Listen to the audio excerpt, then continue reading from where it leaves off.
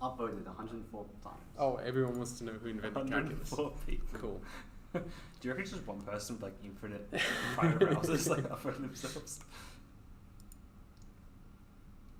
Alright. Are we Streaming? back?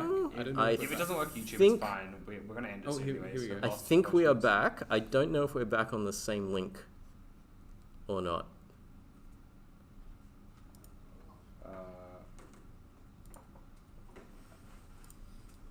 I don't know. I don't know if we're back at the moment.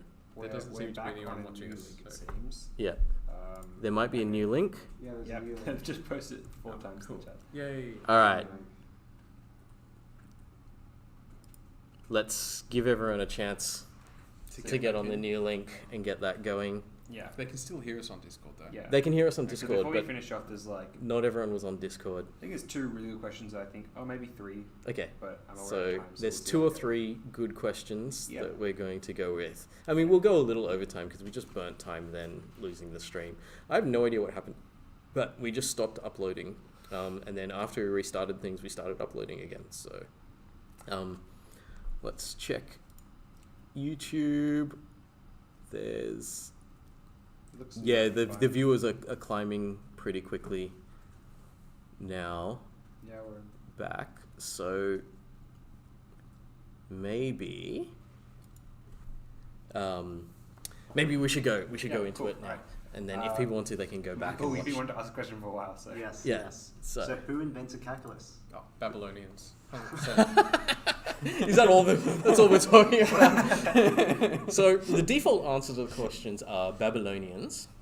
Now you can ask many questions, and many of the questions, the default answer will still be Babylonians, Yeah, and it I'll- will be correct. Especially if they're questions in my course, the answer will, where does this go back to? Yeah, Babylon. Yep. Okay. Yeah, some people say Leibniz, some people say Newton. No, Babylon. Yep. These guys are just, they stole it. Both of them. Yeah. So Daniel, I have a question for you. Where are the Hanging Gardens? The Hanging Gardens. Let me Yeah. see. The wonder of the world, the Yes. Hanging Gardens. Where was that? I'd say they'd be in Babylon. Oh, that was Yeah, Babylon. That was Babylon. Yeah. Okay, we've discovered the only thing Yeah. I know about Babylon. Hanging Gardens. Also, actually, Babylon had 2 wonders of the ancient world: Oh, had what's the walls and the Hanging Gardens. walls the of walls of Babylon. Babylon were also a wonder. Right. Okay. There's a song about that, isn't there? By the rivers of Babylon, where we Yeah. There you go. There's loads of songs. It's a singing stream now. Okay. Couple of final questions. Shrey? one. I'm flicking over to the camera when you do this as well. It's up Oh, there. hello, camera. One really cool question that I liked was, what concept in your respective field stuck with you the most? I.e., most mind-blowing theorem, most insightful perspective that completely like blew your mind and changed your sort of worldview. So insightful sort of concept in your relative fields or life, I guess.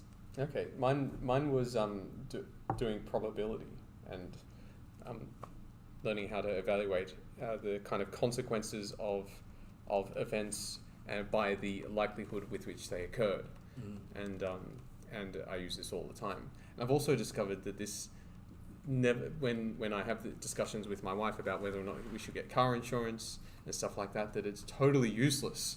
But I bring out this science and say, hey, why are we paying all these insurance premiums? Why don't we just buy 2 cars and let one be stolen or burned to the ground, because we're right. better off financially doing it that way? And she's like, no, we're getting insurance. And she's always right. I love that she's still right. She has to be right. You It's know, not worth it. that reminds me of an anecdote that no game theorist has ever won a game using game theory. It's like, I think it was the idea that you can have all of this theoretical backing, but if you can't do it in a practical sense, it doesn't help. Because if you had that second car, you'd have to just store it somewhere, and it would just get dirty and old, and then when you go to use it, it won't run because you haven't used it in like 2 years, because it took that long for your other car to die. Well, There's a lot of practical issues with buying the second car. In my mind, you wouldn't buy it immediately. You would save the money. Oh, and then save the buy it money as with which required to- when the other car burnt down or was stolen or whatever insurance covers. Yeah. I think, I agree with your maths, but you forget that humans are involved. And it doesn't matter how logical we are as humans, we're going to do something wrong with that. We're going to be like, I'd hey, say- you know, there's a holiday worth of money in that car fund Yeah. that we're not using, and then we end up I'd say going it's off. all logic. It's just not the logic I was thinking of. Yeah. For me, I think one of the most exciting things was learning about this sort of maximum level of computability, like what is computable and what isn't computable. So something as mundane as a deck of cards. You shuffle a deck of cards, and this is actually more maths than computing, but it gets to computing because it's practically impossible. So myself and another PhD student, when we were trying to do a simulator for blackjack, only we were trying to do it with a logic-based simulation for blackjack rather than a probability-based one.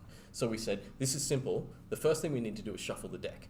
So we'll randomize the deck, but in order to randomize it in a purely logical system, we have to enumerate all the possibilities of orderings in the deck and then pick one of them. Simple, right? It's easy. We just get all the there's just a lot. possibilities. Yes, and that's where 52 factorial. we learned 52 factorial is, what was it? 80 vigintillion. So vigintillion, we didn't even know what that was. We figured it out. Somewhere, I think it's 81 zeros or something like that. And then we looked at that more closely because our computer was failing to shuffle the deck and start the game. And we realized that the number of decks that we were trying to store was uncomputable based on the number of atoms in the visible universe. So we were like, oh. But I think the beauty of that is such a simple concept of a deck of cards. Everyone can just get a deck of cards and use it, you know. But a computer cannot, like, if you want to really, really deal with it all, you can't. So the computer can't even do that. And there's these beautiful ramifications of that. Grab a random deck of cards and shuffle them.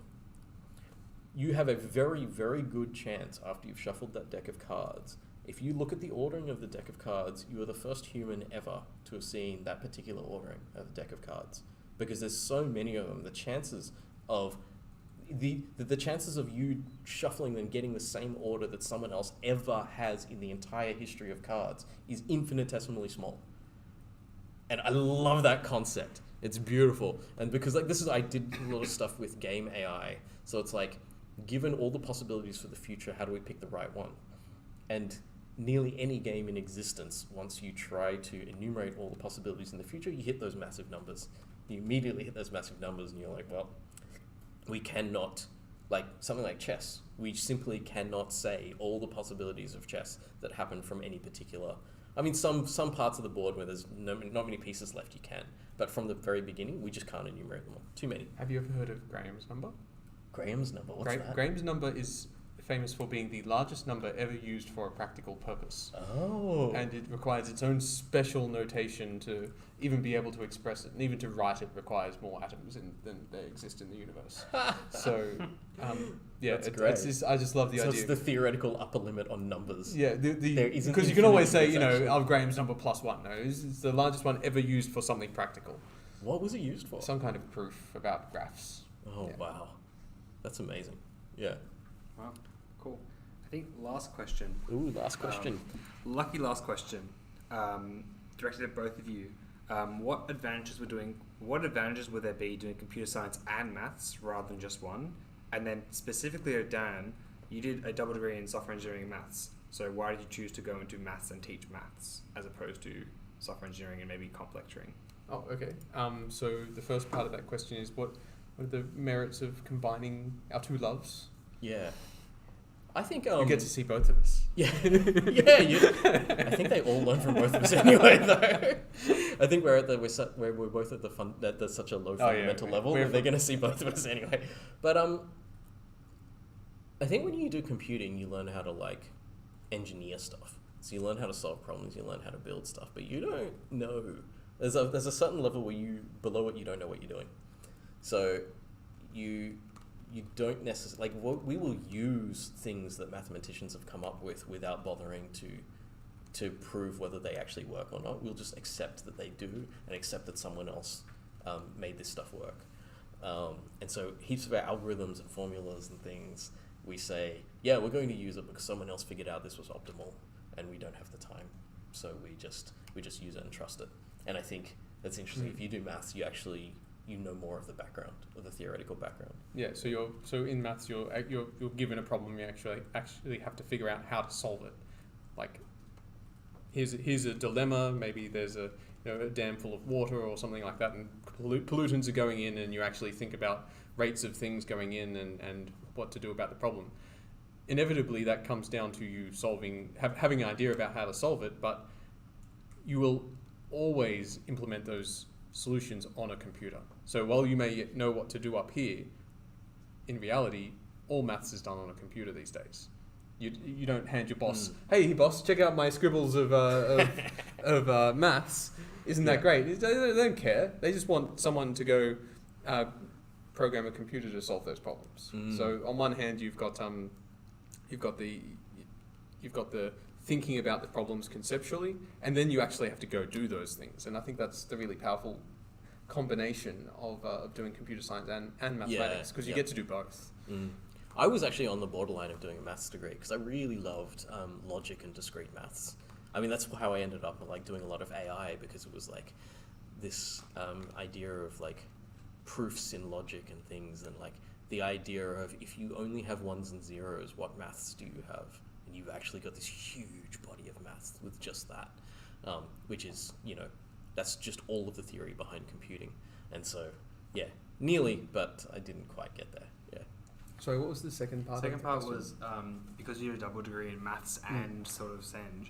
Why did you choose to go into maths and maths teaching, maths lecturing, as opposed to becoming a Marc and doing? Okay, so sort of maths was always the passion. Teaching, I never really thought that I would be a good teacher. That's not something that I imagined myself as getting.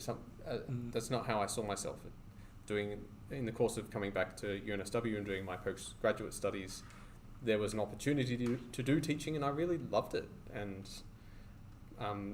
doing my PhD, I had 2 children, and it's really hard to then go to other places, because what you're supposed to do is finish your PhD, go to Israel or the USA or to Europe, and stay on a tiny salary. And when you have that tiny salary, you can't really just pick up your partner and 2 children and go to a different country. And fortunately, UNSW said, hey, you like that teaching thing? Do you want to stay and teach stuff?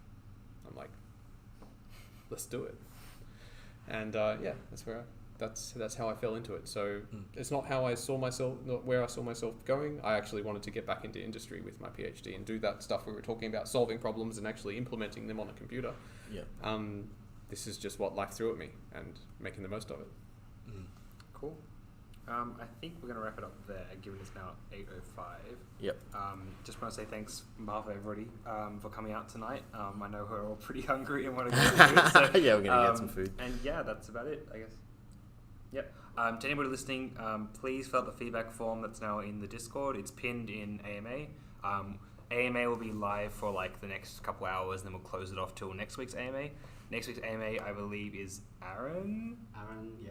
It's Aaron, yes. Oh, Aaron Quigley, who's the awesome. head of school. So that'll be a really interesting talk. Who's the new head of school, so we get to ask him some cool questions. And yeah, that's it. We'll see you guys next week. Thank you, everyone, for coming along. Yay. Goodbye, See everyone. you very soon.